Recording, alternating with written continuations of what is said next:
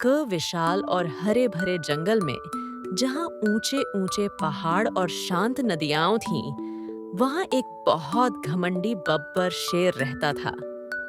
बब्बर शेर को अपनी ताकत पर बहुत गर्व था और वह हमेशा दूसरे जानवरों पर रौब जमाता था। उसी जंगल में एक शरारती मीकू बंदर भी था, जो हमेशा पेड़ों पर उछल कूद करता रहता था। और एक बुद्धिमान पंडित उल्लू था, जो रात में जागकर जंगल में होने वाली हर चीज पर नजर रखता था। एक दिन बब्बर शेर को जंगल के सबसे ऊंचे पेड़ पर एक दुर्लभ और मीठा फल दिखाई दिया। ये फल सिर्फ साल में एक बार उगता था और उसे खाने की इच्छा बब्बर शेर को बहुत हुई। उसने सोचा, मैं जंगल का राजा हूँ, अपनी ताकत से यह फल आसानी से तोड़ लूंगा। उसने मीकू बंदर और पंडित उल्लू का मजाक उड़ाया। तुम छोटे और कमजोर, तुम क्या जानो ताकत का कमाल।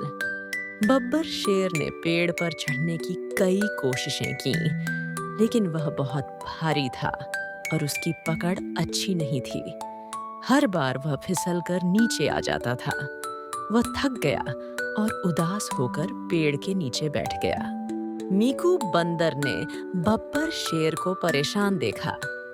उसने सोचा कि वह अपनी चालाकी से फल तोड़ लेगा।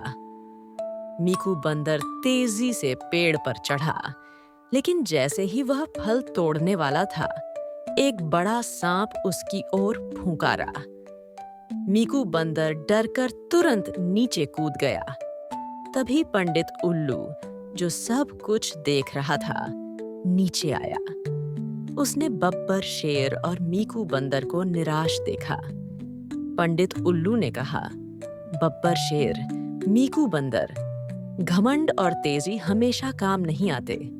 हमें मिलकर काम करना होगा। पंडित उल्लू ने बब्बर शेर से कहा, बब्बर शेर, तुम अपनी ताकत का इस्तेमाल पेड़ के तने को थोड़ा हिलाने में करो, लेकिन ज्यादा जोर से नहीं, ताकि फल नीचे गिरे नहीं। फिर उसने मीकू बंदर से कहा, मीकू बंदर, जब बब्बर शेर पेड़ को हिलाए, तो तुम फुर्ती से उस डाल पर चढ़ो जहां फल है और उसे तोड़ लो। बब्बर शेर ने पंडित उल्लू की बात मानी। उसने धीरे से पेड़ के तने को हिलाया। जैसे ही डाल थोड़ी हिली, मीकू बंदर तेजी से उस पर कूदा और उसने मीठा फल तोड़ लिया। मीकू बंदर ने फल नीचे पंडित उल्लू और बब्बर शेर को दिया। सब ने मिलकर मीठे फल का मजा लिया। बब्बर शेर को अपनी गलती का एहसास हुआ। उसने मीकू बंदर और पंडित उल्लू को धन्यवाद दिया। बब्बर शेर ने कहा, मुझे माफ कर दो। मैंने अपने घमंड में तुम सबको छोटा समझा। आज मुझे समझ आया कि असली ताकत सिर्फ एक में नहीं, बल्कि हम सब की एकता में है। उस दिन के बाद बब्बर शेर पहले जैसा घमंडी नहीं रहा। वह मीकू बंदर और पंडित उल्लू का बहुत सम्मान करता था।